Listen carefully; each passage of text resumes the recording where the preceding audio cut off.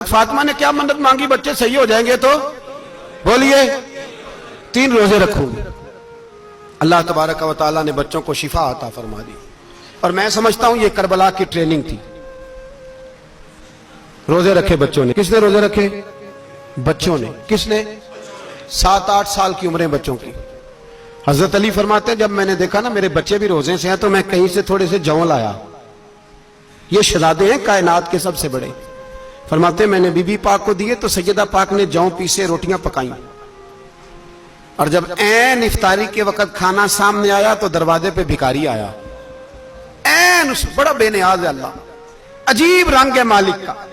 عین افطاری کا وقت جب آدمی کہتا ہے کہ فٹافٹ ہو جائے، بھکاری دروازے پہ آیا اور اس نے صدا دی، او میرے رسول کے گھر والوں، کئی دنوں سے روٹی نہیں کھائی۔ حضرت علی نے، حضرت فاطمہ نے بچوں کی طرف دیکھا تو امام حسین چھوٹے تھے سب سے، انہوں نے سب سے پہلے برتن اٹھائے کھانے والے، اور کہنے لگے اماں میں نہ دیکھ آؤں۔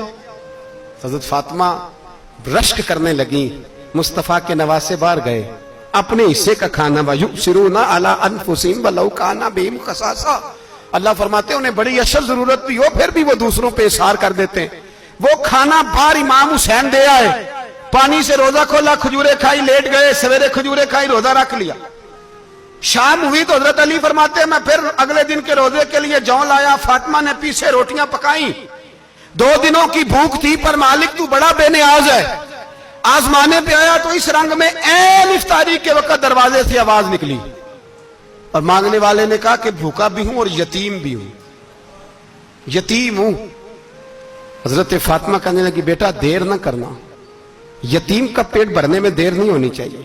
کھانا باہر چلا گیا، پانی سے روزہ، کھجورے۔ شہزادے ہیں شہزادے، یہ 2 جہاں کے شاہ ہیں، پاس کچھ رکھتے نہیں، 2 جہاں کی نعمتیں ہیں ان کے خالی ہاتھ میں۔ کھجور پانی سے افطاری بھی، سحری بھی، سویرے پھر اٹھے، روزہ رکھا، تیسرا دن ہے، تیسرا۔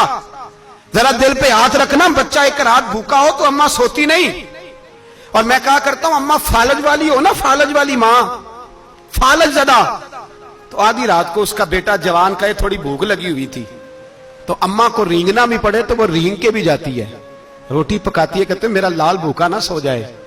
اور مصطفیٰ کی بیٹی سے زیادہ بچوں سے کون پیار کر سکتا ہے؟ اور 3 دن کے بھوکے بچے، تیسرا دن آیا، بڑے حوصلے سے بی بی کہہ دیتی ہے چھوڑو ان کا تو کام ہے، یہ تو آتے رہتے ہیں، میرے بچے بھوکے تم پہلے روٹی کھاؤ۔ لیکن میرے بھائی کربلا ایسے نہیں سجتی، یہ جو برگر کھا کے ناراض ہونے والے بچے ہوتے ہیں یہ میدانوں میں نہیں نکل پاتے، ان کے لیے مشکل ہوتا ہے۔ حضرت فاطمہ نے، حضرت علی نے ڈیوٹی کی، ڈیوٹی اپنے بچوں کو تیار کیا کربلا کے لیے۔ تیسرے دن جب رکھا صاحب نے کھانا تو باہر سے بولنے والا بولا کہا میں مسکین ہوں، لاچار ہوں، گھر بھی کوئی نہیں، کھانا بھی کوئی نہیں۔ امام حسین پھر اٹھے، تیسرے دن کا بھی کھانا دے دیا۔ حضرت علی فرماتے ہیں میں بچے پکڑ کے مسجد لے کے گیا، کہیں بھوک سے میرے لال گر نہ جائیں۔ کہتے ہیں ہامتے کامتے تینوں شہزادے مسجد میں داخل جو ہوئے تو بس ہماری قیمت پڑ گئی، مول پڑ گیا ہمارا۔ کہتے ہیں مسجد میں قدم رکھا تو ایسے لگا جیسے نبی پاک ہمارا انتظار کر رہے ہیں۔ فرماتے ہیں تیسرے دن کی مغرب پڑھنے گئے تو حضور نے تینوں باپ بیٹوں کو چہرے دیکھے، فرمایا علی یہ جبریل کھڑے ہیں اور فرما رہے ہیں تیرے 3 دن کا عمل خدا کو بھی بڑا پسند آیا ہے، محمد مصطفیٰ کو بھی بڑا پسند آیا ہے، بڑا پسند آیا ہے 3 دن کا عمل۔ میرے بھائی ٹریننگ کرائی، ٹریننگ۔ ہمارے ہاں تو حال بڑا سخت ہے، اور دین کا معاملہ، چوری آتے ہیں بچے گھروں سے چوری نمازیں پڑھنے، داڑھی رکھ لے تو سب سے پہلے مسئلہ اماں کو بنتا ہے، سب سے پہلا۔ انہوں نے ٹریننگ کی، دین کے لیے تیار کیا، ہمتیں بدھائی، اور رسول پاک علیہ السلام نے خود اپنی بیٹی کی تربیت فرمائی، شہزادی کی۔ کس کی؟ دنیا میں سب سے بڑی شہزادی کون ہے؟ آپ نام لیں گے تو دل ٹھنڈا ہوگا انشاءاللہ۔ میرا عقیدہ ہے حضرت فاطمہ کا نام لے تو اللہ دل کو سکون دیتا ہے۔ سب سے بڑی شہزادی سیدہ، بولیے سیدہ فاطمہ الزہرا رضی اللہ تعالی عنہ۔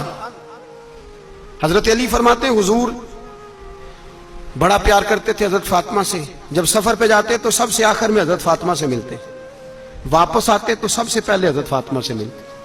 فرماتے ایک جہاد کے لیے حضور چلے گئے اور مجھے نائب بنا کے چھوڑ گئے، میرے پاس مال غنیمت کے تھوڑے سے پیسے تھے، تھوڑی سی رقم تھی، تو میں نے سوچا کہ میں نے فاطمہ کو کبھی تحفہ نہیں دیا تو ایک زنجیر نہ سونے کی خرید کے دوں۔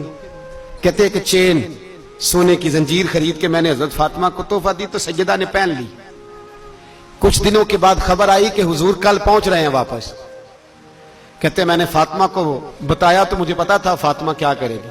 سیدہ نے سارا گھر صاف کیا, ساری تیاریاں کی, کھانے چنے, جو اس وقت ماحول تھا ہر لحاظ سے حضور کی آمد کا انتظار کیا, اور سویرے سے ہی حضرت فاطمہ بیٹھ گئی. سویرے سے حضور کئی دنوں کے بعد آ رہے ہیں. کمال ہو گئی. فرماتے ہیں جب محبوب تشریف لائے نا, پہلا قدم نبی پاک نے حضرت فاطمہ کے گھر کے اندر رکھا, السلام علیکم کہا, اور شیر خدا فرماتے جناب فاطمہ کو دیکھا اور نبی پاک واپس پلٹ گئے. کہتے میں نہیں تھا گھر میں واپس آیا, بی بی صاحبہ نے بتایا اور میں نے دیکھا کہ فاطمہ اس طرح روتی ہے کہ میں نے ایسا روتے کبھی دیکھا ہی نہیں. فاطمہ ہوا کیا کا پتہ کرو. حضور چلے گئے, پر بغیر ملے ہی چلے گئے. کہتی ہے میں مسجد گیا, میں نے کہا ایسا کیا ہو گیا کہ اتنا محبوب بغیر ملے رخصت ہو گئے. میں مسجد گیا اور جا کر کے میں نے دیکھا تو نبی پاک کی مسجد کے کونے میں بیٹھے. میں قریب بیٹھا, میں نے کہا یا رسول اللہ فاطمہ بڑا رو رہی ہے, کیا ہوا؟ کہتے نبی پاک کی آنکھوں میں بھی آنسو آ گئے, حضور بھی روئے. پتہ ہے نبی پاک نے کیا فرمایا؟ یہ تربیت ہے, اس طرح کربلا سجتی ہے. رسول پاک علیہ الصلوۃ والسلام نے فرمایا وہ میری بیٹی ہو کے سونا پہنتی ہے. ہر عورت کے لیے جائز ہے, کئی کلو بھی پہن لے تو شریعت منع نہیں کرتی. حضور نے فرمایا میری بیٹی ہو کے سونا پہنتی ہے. اگر فاطمہ بھی سونا پہنے گی تو امت کی غریب بیٹیاں کس کے طریقے پہ چلیں گی؟ غریب بیٹیاں کس کے طریقے؟ جو باپ مجبور ہو کے 12 بندوں کے ساتھ بیٹی کو رخصت کرے گا وہ کہہ تو سکے گا نا میں اس طرح شادی کر رہا ہوں جس طرح مصطفیٰ نے فاطمہ کی تھی, وہ کہہ تو سکے گا نا. لیکن اگر یہ بھی سونے پہنے گی تو پھر نقشے قدم کیسے متعین ہوں گے؟ حضرت شیر خدا واپس آئے, کہا فاطمہ یہ تیری چین رسول پاک کو پسند نہیں آئی.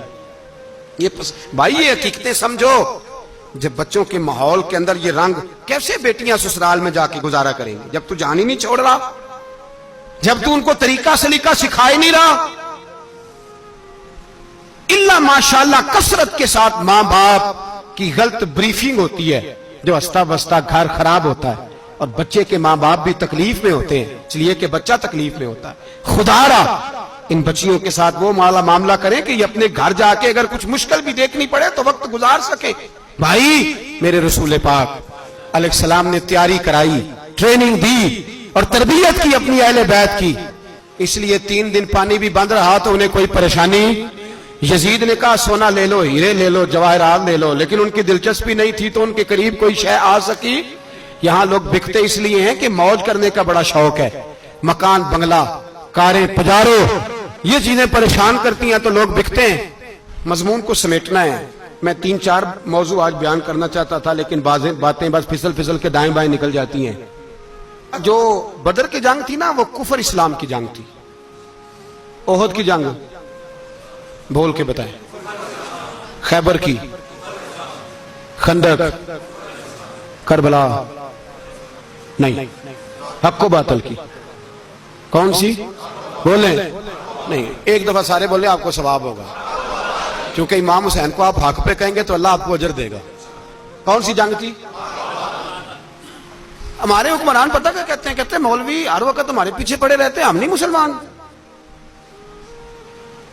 ہم نہیں نماز پڑھتے, تمہیں تو سورۃ اخلاص نہیں آتی. یزید تو جمعہ پڑھایا کرتا تھا,